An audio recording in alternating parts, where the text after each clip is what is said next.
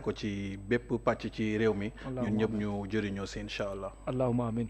ni nga ko waxee tigi daanaka bu ñu ko waxee bu baax démb c'était le 24 mars 2024 ça renvoie à l'élection présidentielle de 2024 mu nekk 2 ans après nous sommes en 2026 ba bëgg naa ñu xuus ci pàcc bu yaatu jagleel ko lu jëm ci wàllum koom surtout lu jëm ci wàllum dette beeg service de la dette ak amortissement beeg lépp dinañ ci waxtaan ci lu yaatu mais balaa boobu actualité oblige par rapport ak empreinte bi nga xam ne ju bare bari ñu ngi ciy romandaat di ci wax rawatina article bi nga xam ne presse internationale génnee na ko mais 2 personnes qui ne sont pas n'importe qui au Sénégal des députés notamment Thierno Alassane Sall Abdoul Mbow am na ñu ciy waxee par rapport ak li ñu duppee ne dette cachée la maanaam mu mel ni karma moom lañ jàpp ne yéen tamit am ngeen ko par rapport ak pàcc boobu noonu le ministre Cheikh Diba li mu leeral dina ci ñëw mais d'abord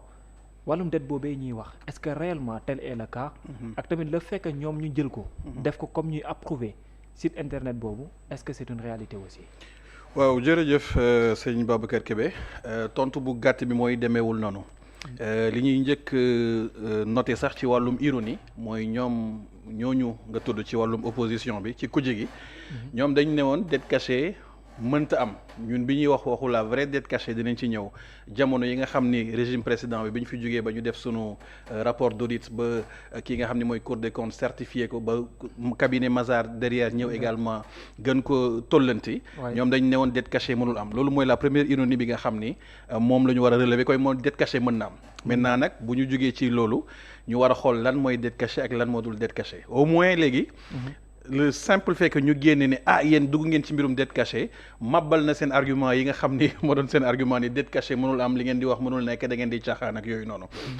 alors lan moo xew dëgg il faut que ñu revenir si d'accord Sénégal dafa def justement dans le cadre de sa gestion de dette à moyen terme ak dans le cadre de sa gestion du commerce international de façon générale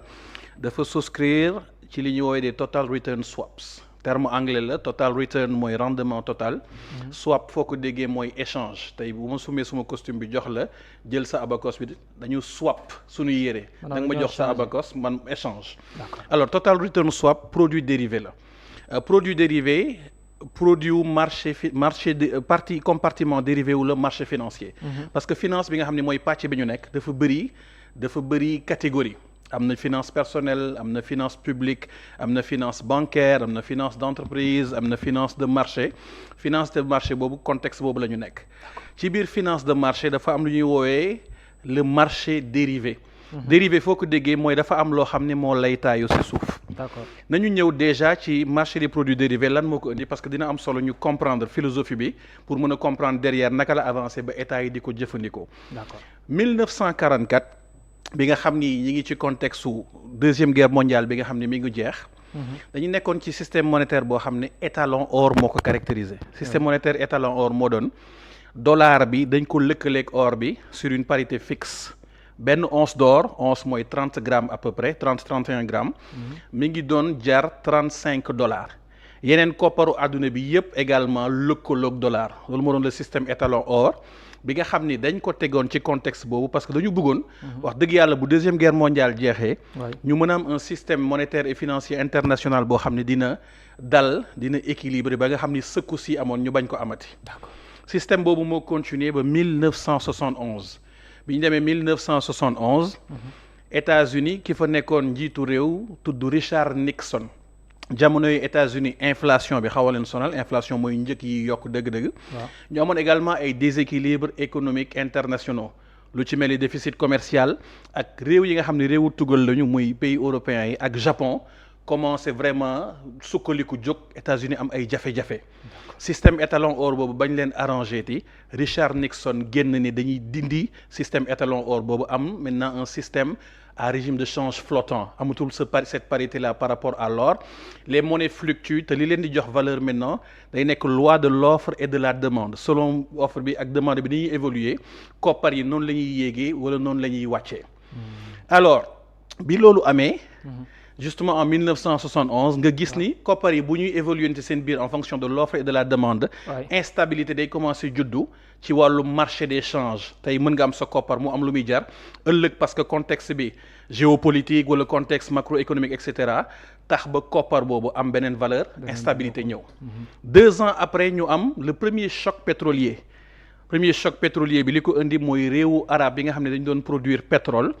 dañu justement wàññi seen production wàññi seen offre donc ngir mën a riposter contre États-Unis ak ay alliés yi nga xam ne dañu doon jàppale Israël dans le contexte de la guerre du Kippour. boo ko xoolee sax jamono bi ñu nekk nii à peu près xaw na am similitude parce que li xew Iran gis nga Iran d'un côté États-Unis ak Israël de l'autre côté. 1973 boobu jafe-jafe boobu am indi également instabilité sur le marché des matières premières parce que pétrole bi daanaka jóge na bu doon jar $1 dem ba $3-4 de façon durable ñu ne nag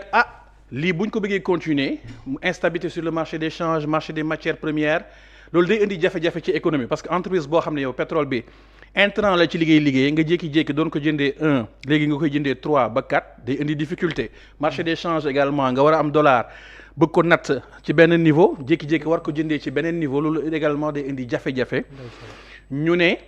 il faut que ñu am système boo xam ne dinañu mën a protéger wu contre cette volatilité là dans le contexte justement du régime de change flottant loolu moo indi jamonoy 1970 marché des produits dérivés juddu swap yi ma wax TRS total return swaps yi ci marché des produits dérivés yooyu ci la bokk produits dérivés yi am na ñaari grandes catégories am nga li ñu woowee les produits optionnels mooy options yi ak warrants yi loolu droit la lay jox droit pas obligation mais droit option nga mën a jënd benn actif moo xam devise la wala matière première ak ñoom seen mu am les produits fermes futures yi ci la bokk ak li ñu woowee les forwards loolu contrat la booy signé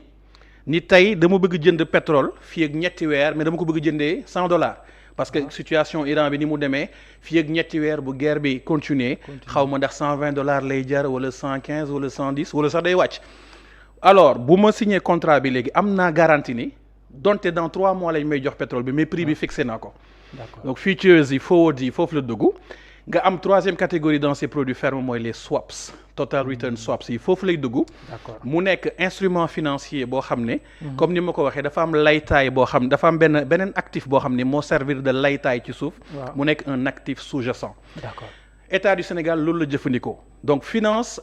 les marchés dérivés de façon moderne mi ngi judd dans les années 1970 comme ni ma ko expliqué mais depuis antiquité sax ñi ngi jëfandikoo les produits dérivés pour justement couverture de change ak couverture sur les matières premières li tax may wax loolu mooy kon du lu bees yàgg nañ ko jëfandikoo État du Sénégal lan la def dañ nekk ci contexte boo xam ne bi ñuy doog a contexte bi waaw dañu jël réew mi mars 2024 wax nga ko sànq mu am 2 ans léegi ñu am loo xam ne dafa nekk suñu disposition interne ñu jëlee ko ci UEMOA en 2009 indi ko 2012 27 décembre 2012 précisément di code de transparence dans la gestion des finances publiques code de transparence dans la gestion des finances publiques loi boobu nee la mandat présidentiel bu bees bu ñëw da nga war a càmbar la situation des finances publiques ci wàllum bor ak ci wàllum déficit ci ñetti weer yi ba pare nga jébbal liggéey bi Cour des comptes ñu def ko ci bànqaas IGF bi nga xam ne ministère des finances la bokk ñu jébbal ko Cour des comptes ak li nga xam ne moom lañ ci dëxëñ Cour des comptes gis nañ li mu génnee comme résultat ci bor beeg déficit bi mu ëpp lool li nga xam ne régime précédent moom la ñu wax ñu gën a bëgg ñoŋal liggéey bi ñu jox ko un cabinet international de réputation bu leer di Forvis Mazars ñoom it génnee li ñu génnee ci wàllum bor ci wàllum déficit contrairement à li ñu waxoon mu toll ci 13,8% 14% presque bor bi également dem 119% du PIB bu dee da nga koy natt ci administration centrale wala 132% du PIB bu dee da nga ci dugal le secteur parapublic. D'accord. Contexte boobu gis nga li ci xew yépp ki nga xam ne moo fi teewaloon FMI di Gamayel ne musul gis situation de niveau de dette cachée bi nga xam ni am na ci régime précédent li ñu nëbb ci biir Afrique. muy 7 milliards de dollars kooku mën na ci ñëw après ci wàllum dette cachée boobu noonu alors ci contexte boobu mu am des réactions des marchés eurobonds yi naturellement am na ñu réagir taux d'intérêt yi am fu ñu yéegee ba nga xam ni jafe-jafe am na pour mën a accéder au marché financier international ci conditions yu normales yoo xam ne ci ngi ci doon accéder bu fekkoon li nga xam ne mooy situation budgétaire bi xamoon nañ ko de façon extrêmement claire. Donc lii mooy le contexte global. Maintenant boo ñëwee ci Sénégal ni muy fonctionner dans sa politique publique intérieure dafa am lu ñuy woowee stratégie de gestion de la dette à moyen terme. D'accord, mais ci stratégie bi laa bëggoon ñu dugg. Contexte am na. C'est une situation historique boo xam ne bu yàgg la. am na contexte bu tegu. mais ci biir contexte bi est-ce que stratégie bi ngeen utiliser pour contracter dette boobu noonu. d'autant plus sur le marché il y avait plusieurs opportunités est-ce que bii mooy bi gënoon est-ce que bii mooy bi gënoon a woyof. est-ce que bii mooy bi nga xam ne nii daanaka moo gënoon daal de manière générale. pour yéen ba tax ngeen def choix wu maanaam TRS. très bien laaj bu am solo la ci stratégie de gestion de la dette boobu dañu ne dañu bëgg équilibrer situation bi ba nga xam ne dafay nekk 50-50 50-50 mooy 50% bor bi ñu jëlee ko ci marché sous-régional bi nga xam ne mooy UMOA. ñu bokk ak yeneen réew. beneen 50% bi ñu continuer di ko jëlee en dette extérieure parce que boo xoolee situation dette Sénégal da ngay gis ni daanaka bu doon ñeent la ñett yi ñu ngi koy jëlee bitim réew te li ñuy jëlee bitim réew 40% yi daanaka endettement la en dollars. ñu ne Sénégal ci contexte bi moo la wax nga xam ne le marché des eurobonds nous est fermé wala est extrêmement difficile dañuy utiliser produit dérivé boobu di total return swap. total return swap mooy lan.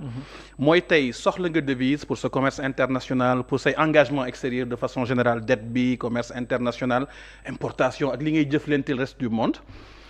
nga liggéey ak benn banque internationale boo xam ne daf lay jox devise yooyu.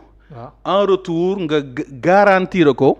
ay actifs yoo xam ne yow yaa ko moomal sa bopp muy les obligations assimilables du trésor boo gisee communiqué ministère des finances démb wax na la li nga xam ne moom lañ ci def ci diir bi nga xam ne moom lañ ko def mooy diggante avril ak mois de novembre en respectant li nga xam ne mooy autorisation parlementaire bi nga xam ne moom lañ ñu jox loolu lan la ñuy permettre ñu def mooy dañuy jot ci devises yi en retour li nga xam ne mooy obligation assimilable du trésor yi ñu mën ko mettre en garantie li muy jur ci intérêt banque boobu mën ko jot. également li muy jur ci li ñuy woowee en anglais capital gain mooy affaire bi bu dee 10 lay jar moment bi nga xam ne ci la kii bi di prendre fin jar 14 15. différence boobu di 4 5 également day dem vers la banque bi nga xam ni moo la jox devise yi nga mën ci régler say engagement extérieur en retour moom mu bénéficier justement de li nga xam ni actif boobu la lay jur. d'accord donc mu nekk loo xam ne lu transparent la parce que bu ñu waxee obligation assimilable du trésor. kooku ci marché sous-régional bi la nga xam dafa am ñaari compartiment dafa am compartiment marché financier régional bi nga xam ni fa lay defee li ñuy woowee APE yi ak le marché des titres publics yi nga xam ni état yi foofu la ñuy révéri ressources yi nga xam ne dañ koy soxla notamment en bon du trésor nga xam ni bon la sur le court terme la moins de 2 ans ak obligation assimilable du trésor yi nga xam ne sur 2 ans la donc obligation assimilable du trésor yooyu ak bon du trésor yooyu ak li ngay def sax ci APE ci at mi état du Sénégal ak yeneen état yëpp yi nekk biir UMOA dañuy publier le calendrier d'émission tey dañ koy publier ñëpp jot ci tey Babacar boo duggoon surtout UMOA te di nga xam Sénégal lan la namm def ci ay intervention am mais date par date de façon extrêmement précise. montant bi période bi lan lañ bëgg lever ban catégorie d'actifs day leer naññ loolu également li ñu bëgg def day génn ci plan de financement en l'occurrence année 2025 parce que swap bi ñuy wax ni 2025 lañ ko def. donc 2025. En termes de transparence en novembre 2025 si je me trompe pas. diggante li ñu def ci swap yi diggante avril ba novembre 2025 la plusieurs interventions montant bi sax nañ ko joxe lu ëpp 700 milliards du dëgg donc en termes de transparence foofu dette cachée mënu fa am parce que les obligations du trésor yooyu ay actifs marché sous-régional bi nga xam ni la kenn mënu ko nëbb parce que foofu mooy fi nga xam ni moo gën a transparent le calendrier d'émission dafay leer naññ ba ñëpp jot si ñi nga xam ni ci marché bi lañ nekk ay investisseurs ak ñi nga xam ni sax nekkuñu ci marché bi mais suivre lii xew ci marché bi daf leen yitteel ci mel ni presse bi ak tout observateur Assemblée nationale également dafay joxe autorisation bi tey booy dem Assemblée nationale yóbbu sa loi de finances ne sa besoin de financement lii la nii nga ko bëgg lever assemblée bu voté mooy jox na la autorisation bi lever 6 000 milliards bu dee tey besoin de financement wu 2026 la ñuy jël wala yeneen at yi nga xam ni wala at bi nga xam ni 2025 la lever nangam pour mën a gérer déficit bi pour mën a gérer yenn arriérés intérieurs yi yenn emprunt rétrocédé déficit OPEX wala amortissement de la dette au service de la dette entre amortissement mais lu ci ëpp par rapport li ngeen contracté ak dette boobu c'est pour éponger également une autre dette waaw xam nga tey en grande partie boo amee c'est pour faire beaucoup de choses tey boo lever li nga xam ne moom ngay lever sur le marché sous-régional wala nga lever ko sax en termes de dette de façon générale mën nga ko utiliser pour comme ni nga koy waxee bor boo xam ne ñëw na nga bëgg ko far mën nga ko utiliser pour dugal ko ci budget bi en termes de politique publique am nga loo bëgg a def ci éducation ci santé ci infrastructure ci sécurité mën nga ko utiliser pour lépp loo xam ne état bi noonu lay fonctionner ci wàllum politique publique en l'occurrence swap bii nga xam ni swap 2025 la li leer ba leer te mata leeral mooy utiliser wuñu ko pour fay échéance mars 2026 ci eurobond bi nga xam ne 2018 lañ ko levé loolu amul te kooku ku koy wax dafay wane ni xëy na dese nga xam finance publique nan lay fonctionner mënuloo nekk ci opération yoo xam ne biir 2025 la nga ne da ngay téye xaalis bi ba mars 2026 pour utiliser ko. te amuloo ay marge de manœuvre. loolu mënta nekk parce que xaalis boobu ngay jël ak li nga ci war a fay ci intérêt yooyu coût d'opportunité bi sax daf lay empêcher nga mën a def loolu ñàkk xam finance publique ni muy fonctionner la. donc swaps yooyu. ñi ngi ko jëfandikoo biir 2025 pour régler ces opérations là. alors coow li mooy ñu xëy benn presse étrangère def benn article. mais bu yemoon foofu neex na mais ñi nga xam ne sax ay député lañu bokk ci ñuy voté loi yi ñoom ñoo génn également aussi mais ni ñuy appuyer article gu mel noonu. loolu lan lay wax exactement. ndax ñoom fi ñuy taxaw dëgër këcc la. wala ndax waxee kase la. wala ndax aussi am na luy matérialiser ne li ñu développé comme thèse lu am importance la compte tenu contexte gi ñu nekk. loolu it laaj bu am solo la parce que effectivement information bi bokk na ci ñi ko gën a amplifier. mooy ñoo xam ne c'est des parlementaires. tey loi de finances yi nga xam ne ñooy autorisé ñooñu ñooy jox autorisation gouvernement bi ne leen dem leen ngeen lever ñi nangam pour ngeen mën ko def te balaa ñu koy def faaw ñu lire contenu très bien léegi boo lire communiqué ministère des finances nga jël le rapport économique et financier bi ñu annexé à la loi de finances initiale 2026 wax nañ la sax page bi su ma jumul page 39 wala 30-31 ñu ne la bokk na ci instrument yi nga xam ne mi ngi nii sax mën naa ko génnee mi ngi fii suma tablette ñu ne la bokk na ci instrument yi nga xam ne moom la ñuy jëfandikoo dans le cadre de la stratégie globale les instruments qu'on appelle les total return swaps kooku passage baa ngi nii voilà très bien moo nekk nii non passage baa ngi nii mën nañ ko génne le recours au TS dans le cadre des émissions sur le marché des titres publics était mentionné dans le rapport économique et financier annexé à la LFI 2026 effectivement page 39 page 39 bi ma wax sànq boo demee page 39 di nga gis lan lañ fa wax ci li nga xam ni moom la ñuy utiliser par rapport au total return swaps yooyu alors le rapport économique et financier la loi des finances ak yeneen documents yi déclaration sur les risques budgétaires budget sensible au genre lias boobu yëpp dafay dem ci parlementaires yi ñu ne leen càmbar leen lii bu gouvernement bi ñëwee boo leen di voter budget wala nga bañ leen voter budget nga mën ko baser ci documents yi nga xam ni moom lañ lay jox kon député boo xam ne yow lii mi ngi ci document yi ñu la jox nga àddu ni nga àddoo démb ak bërki démb ñaar rek la mën a indi te ñaar yëpp la doy waar la benn bi mooy ñàkk xam benn bi mooy mauvaise foi li tubaab bi woowe mauvaise foi ñàkk xam mooy wala sax ñàkk gëstu mooy xëy na liiroo document yi loolu mën na nekk maanaam da ngaa voté te liiroo document yi loolu garaaw na d'accord mën nga lire document yi aussi voté ñàkk xam loolu garaaw na parce que député boo xam ne li ngay voté xamuloo ci kooku yaa ngi mettre en danger peuple bi nga xam ne moo la fa yóbbu wala kat yow gis nga ko ci documentation bi ñu la yónnee gis nga ko également ci ministre des finances intervention bi mu def assemblée nationale 29 novembre 2025 wax na ci total return swaps yi ak naka lañ koy jëfandikoo nga gëmm sa bët ci loolu li muy wane mooy mauvaise foi boobu it lu doy waar la que mu nekk mauvaise foi que mu nekk ñàkk xam wala ñàkk lire ñett yooyu yëpp Babacar Kébé boo ci jël lu doy waar la te yaakaar naa ne fii nga xam ni foofu la politique toll Sénégal war nañ dépasser xeetu politique boobu d'un côté nag man gis naa ni xaw na positif fi mu positifé mooy daf ñu permettre ci plateforme yu mel nii au-delà de leeral li jëm ci total return swaps yi ñu mën a am opportunité leeral li nga xam ne mooy politique publique gu gouvernement bi. revenir sur le débat technique muy économie muy finance muy les ressources naturelles et cetera man je préfère xeetu débat boobu. que sax débat boo xam ne xëy na ça tourne autour des personnes donte nag li ko lal wax dëgg yàlla muy mauvaise foi wala ñàkk xam wala ñàkk gëstu wax dëgg yàlla loolu warul nekk mandarga boo xam ne homme politique bu bëgg sa peuple respecté la da nga ko war a mbobboo. d'accord alors ci beneen côté aussi mooy. par rapport ak communiqué bi ministère bu Cheikh Diba jot a génne est-ce que tam mënuñu jàpp ne c'était important dans la mesure où le concerné dette boobu noonu ñu contracté en grande partie il y a des détails qu'on ignorait peut-être bien dans le communiqué du ministère. nan nga jàngatee communiqué bi sur les 3 pages li mu énuméré ci contexte bi stratégie bi ñu àbbu les détails ak lépp. nan nga ko jàngatee en tant que nit boo xam ne xelam màcc na jëm ci wàllum. non boo xoolee communiqué bi pàcc bi ci njëkk gis nga li ñuy wax ci contexte mooy li ma la wax sànq ci stratégie de gestion de la dette à moyen terme. Babacar Kébé kooku aussi document la boo xam ne parlementaires yi dañ ciy jot. koo koy yër di nga gis gouvernement bi lan la bëgg def ci gestion de la dette à moyen terme comité national de la dette publique ñooy defar document bi te bokk na ci li nga xam ne day dem assemblée nationale boo ko ubbee lii ma la wax sànq ni dañu bëgg rééquilibrer lépp lu jëm ci boru Sénégal 50% nekk marché intérieur bi 50% nekk loo xam ne dañ koy jëlee ji bitim réew li nga xam ne dañ koy jëlee ci marché intérieur bi wax naa la naka lañ koy répartir entre bons obligations du trésor ak li nga xam ni appel public à l'épargne la ci at bi yëpp ak calendrier bi nga xam ne mooy calendrier prévisionnel bi gouvernement bi war a intervenir sur le marché de la sous-région kon loolu du lu bees également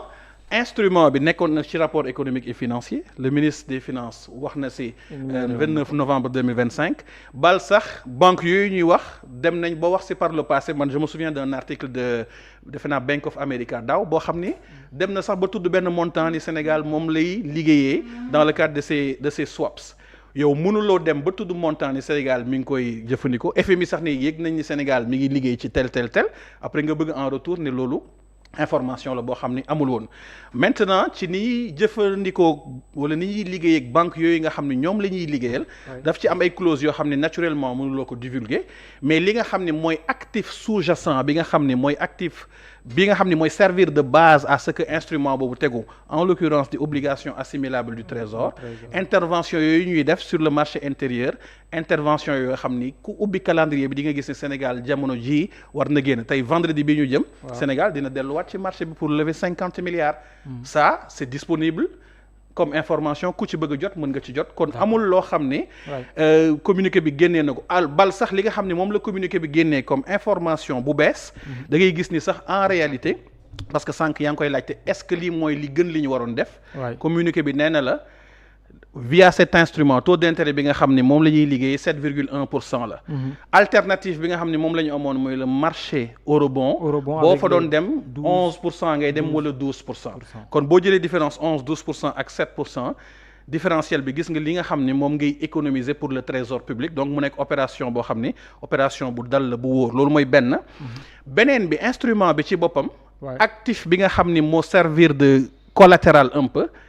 Babacar obligation assimilable du trésor la muy instrument sunu marché sous-régional bi bokk na ci li ko caractériser mooy marché boo xam ne dafa dal très peu volatile parce que am na yeneen réew yoo xam ne jëfandikoo nañu instrument bi mais actif sous-jacent bi ñuy utiliser mooy li ñu ko laytaayee dafay nekk instrument boo xam ne mën na bañ a am caractéristique gu dal boobu ñu am sunu marché sous-régional bi tey boo jëlee réew bu mel ni Angola par exemple def nañ lu mel nii ñu def mais ñoom dañ ko adossé ci seen benn eurobond bi à un moment donné daanu complètement parce que li Trump doon def sur les tarifs douaniers yooyu am répercussion sur marché eurobond bi affaire bi wàcc banque bi nga xam ne ñoom ñoo doon liggéey laaj leen lu ñuy woowee appel de marge lu toll ci 200 millions d'euros ne leen da ngeen ñu koy verser léegi parce que conditions yi nga xam ne moom la ñu defee contrat bi changé na léegi lu mel noonu la ñu bëgg éviter moo tax ñu adossé ko ci ay actifs yoo xam ne ci marché bi ñu nekk mu nekk marché bu ñu maîtriser nekk na marché boo xam ne dal na volatilité bëriwul ba nga xam ne dinañu mën a exécuter instrument bi ci dal boo xam ne appel de marge sax amaana investisseur bi du am pour def ko alors pour des termes de transparence boo xamante ni kenn du ci mën a yegseeti yu mel ni dans le cadre de l'exécution du plan de financement 2025 dans le communiqué apparaître na muy wax ne c'est inscrit dans le cadre juridique mais pour beaucoup plus de détails est-ce qu'on peut aller au-delà de ce cadre juridique bi nga xam ne LFI peut-être dina fa nekk wala ci tableau yi nga xam ne yaa ngi koy listé mooy chaque opération boo xam ne mën nañu ko le ministère des finances war a mën a def beaucoup plus de détails yoo xam ne ku ko soxla soo fa demaa di nga xam fan lañ ko jëlee ñan lañ ko sékkal montant bi ñaata la durée bi ñaata la validité bi tout est-ce qu'il y a possibilité que ñu mën a def également chapitre yu mel noonu non xam nga instrument bi Babacar instrument la boo xam ne da ngay jot devise da ngay jot koppar en devise moo xam euro wala mu nekk dollar d'une banque internationale mais l'opération en réalité se passe sur le marché sous-régional moo tax sax communiqué bi ne la bokk na ci njeexintal yu positif yi nga xam ne opération bi dina ko am mooy dafay approfondir le marché sous-régional parce que yaa ngi indi ay investisseurs yoo xam ne traditionnellement bokkuñu woon ci marché bi loolu day yaatal marché bi nga xam ne di nga gën a mën a am capacité état yi mën a lever de la ressource foofu lay xewee te foofu muy xewee actif bi nga xam ne moom lañ ko laytaayee mooy obligation du trésor yooyu ma la wax ni Sénégal bu defee opération wala yeneen réew yu sëkkal marché bi chaque semaine wala à chaque fois ñu def opération bi da ngay am bulletin global de opération bi lan la ban taux la ban maturité détail yooyu ngay wax mais foofu la nekk képp ku dem ci marché sous-régional bi génne information yi da nga ko am doo fa am benn problème donc du opération boo xam ni dañ ko def bitim réew mu bañ a leer actif bi nga xam ne moom lañ ko laytaayee nga xam ne moo servir de base pour ñu mën a lever ces devises là actif boobu marché sous-régional bi la transparence boobu mënul ñàkk am parce que le marché financier sous-régional amul lu ko gën a transparent. Donc tout est tracé. Tout est tracé en termes d'opération, en termes de montant, en termes de taux, en termes de maturité lépp luy caractéristique opération financière bi disponible na pour koo xam ne bëgg nga gëstu. Mais malgré tout avec ces détails li nga wax ni yëpp FDR les opposants encore également aussi ñëw gën a xóotal mbir mi ñoom dañoo déchirer catégoriquement le communiqué du ministre Cheikh Diba jàpp ne il faut même obligatoirement une commission d'enquête parlementaire pour essayer d'éclaircir les Sénégalais par rapport ak empreinte kii nan nga gisee ñooñu tam seen ay position en tant que des politiques. waaw position politique la rek parce que lii ma la expliqué moom lii mooy li nga xam ne mooy mécanisme bi. en tant que aussi des citoyens qui ñoo xamante ni li leen gën a yitteel mooy lu leer. waaw lu leer de mooy liy communiqué bi génnee ma koy faram fàcce fii ci émission bi depuis maintenant 30 minutes swap la boo xam ne devise ngay jot de partenaires internationaux de banques internationales. En retour nga am loo xam ne moom ngay joxe comme garantie. nee la am na réew yoo xam ne eurobond lañ joxewoon comme garantie mu am benn volatilité ñun ñu joxe comme garantie obligation assimilable du trésor diggante avril ak novembre Sénégal opération bu mu def ci marché sous-régional bi. am na fu ñu ko tracé am nga fu ñu ko tracé xam nga montant bi xam nga détails yi xam nga caractéristiques yëpp. mais su ñuy persister nag. kuy persister moom en tant que des observateurs kuy persister de tey de man bu ma la nee costume bu noir nga sol nga ne ma costume bu weex laa sol. boo persister it damay leeral ni costume bu noir nga sol parce que après jàll dem sama yoon képp koo xam ne gis na la ak li nga sol moom dana xam ni costume bu noir nga sol loolu mooy mbir mi par contre li ñu war a leeral dëgg mooy dette cachée bi. waaw dette cachée bi nga xam ni dans le cadre de l'audit de la Cour des comptes feeñ na génn mooy koppar boo xam ne toll na ci 7 milliards de dollars nga jël ko te Assemblée nationale joxu la autorisation bi dugal ko ci ay circuits yoo xam ne wala. catégorie dette cachée bi wala les différentes rubriques de la dette cachée lu jëm ci certificat nominatif d'obligation lu jëm ci également souscription de débiteur yooyu nekk ay xeetu utilisation boo xam ne kenn mënu ko justifier d'un point de vue économique boo demee ba gouvernement bi dans le cadre de substitution de débiteur mu am 238 milliards yoo xam ne gouvernement bi wuutu des acteurs privés ñi nekk ñoo xam ne société yuy jaay oto la ñi nekk ñoo xam ne ñi ngi nekk dans le milieu de l'assurance ak yooyu gouvernement bi dama leen di wuutu fayal leen seen bor ba mu toll ci 238 milliards loolu mooy loo xam ni opacité moo ko mën a caractériser te loolu la ñu war a leeral notamment sur le plan judiciaire. D'accord alors donc